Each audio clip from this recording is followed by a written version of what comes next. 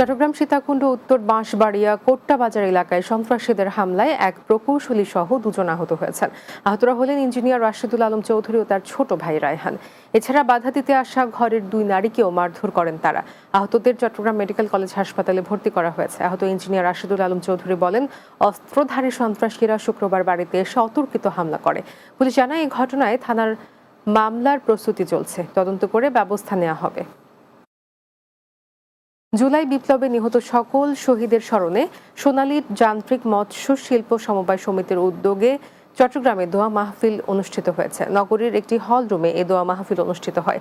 সোনালী যান্ত্রিক মৎস্য শিল্প সমবায় সমিতির সিনিয়র সদস্য ইনামুল হকের সভাপতিত্বে অতিথি ছিলেন শহীদ ওয়াসিমের পিতা শফি আলম, সোনালী যান্ত্রিক মৎস্য শিল্প সমিতির সদস্য শহীদ তানভীরের পিতা মোহাম্মদ বাদশাহ, সহ সভাপতি নূর হোসেন সহ অন্যরা।